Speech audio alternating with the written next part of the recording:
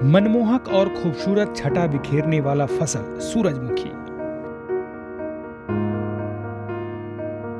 इसके पत्ते, बीज, फूल इन सभी का औषधि के रूप में प्रयोग किया जाता रहा है। इसके बीजों का सेवन स्नैक्स की तरह भी कर सकते हैं, लेकिन इन्हें मुख्य रूप से तेल निकालने के लिए ही उपयोग में लाया जाता है।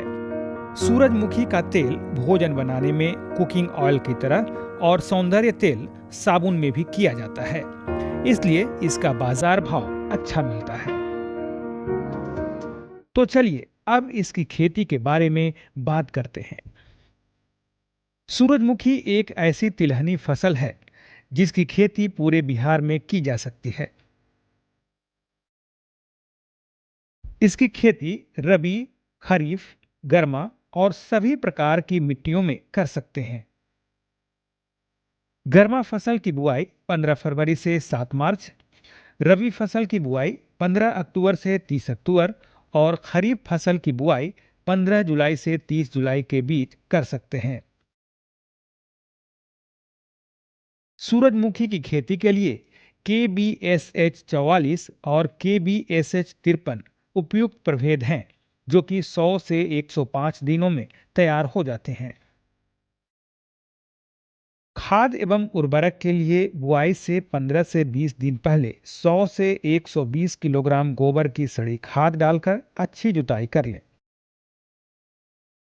अच्छी पैदावार के लिए 30 किलोग्राम नेत्रजन यानी यूरिया, 40 किलोग्राम स्फुर यानी DAP और 60 किलोग्राम पोटाश अंतिम जुताई के समय दें। इसके अलावा 20 से 25 किलोग्राम जिंक और सल्फर प्रति हेक्टेयर की दर से प्रयोग कर सकते हैं। इसमें इस बात का जरूर ध्यान रखें कि रासायनिक खाद के प्रयोग से 2 या 3 दिन आगे या पीछे प्रयोग करें। बुआई के 30 से 35 दिनों के बाद 30 किलोग्राम प्रति हेक्टेयर नेत्रजन यानी यूरिया अपने खेत में प्रयोग करें। बीज दर और बुआई की बात करें तो इसके लिए 5 किलोग्राम बीज प्रति हेक्टेयर के दर से प्रयोग कर सकते हैं। इन बीज को 12 से 24 घंटा पानी में डालें और बीज को छानकर छाया में सुखा लें। उसके बाद बीज उपचार कर लें। बीज उपचार के लिए 2 ग्राम कार्बेंडाजिम 50% प्रति किलो बीज की दर से प्रयोग करें। फिर 45 गुणा 20 सेंटीमीटर या 60 गुणा 30 सेंटीमीटर की दूरी पर 4 से 5 सेंटीमीटर की गहराई में बुआई करें। सूरजमुखी खरपतवारों के लिए बहुत ही संवेदनशील माना जाता है, इसलिए पौधों के बढ़वार के समय खरपतवार नियंत्रण पर जरूर ध्यान रखें। अगर सिंचाई की बात करें तो पहली सिंचाई 20 से 25 दिनों बाद हल्की और बाद में आवश्यकता अनुसार 10 से 15 दिन के अंतराल पर सिंचाई करते रहना चाहिए। कुल 3 से 4 सिंचाई की आवश्यकता पड़ती है। फूल निकलते समय और दाना भरते समय बहुत हल्की सिंचाई की आवश्यकता पड़ सकती है, क्योंकि जब दाना पड़ जाता है तो सूरजमुखी के फूल में बहुत ही वजन आ जाता है, जिससे कि पौधे गिर सकते हैं।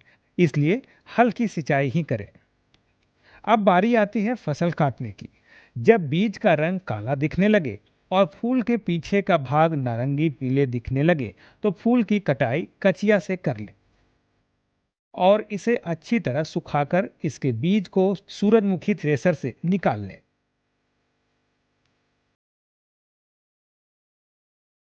इस प्रकार सूरजमुखी की खेती करने पर आपको प्रति हेक्टेयर लगभग 25,000 रुपये खर्च लगेगा और कुल लाभ लगभग 77,500 रुपये प्राप्त होगा। अगर देखा जाए तो शुद्ध आमदनी के रूप में प्रति हेक्टेयर लगभग 52,500 रुपये आप प्राप्त कर सकते हैं।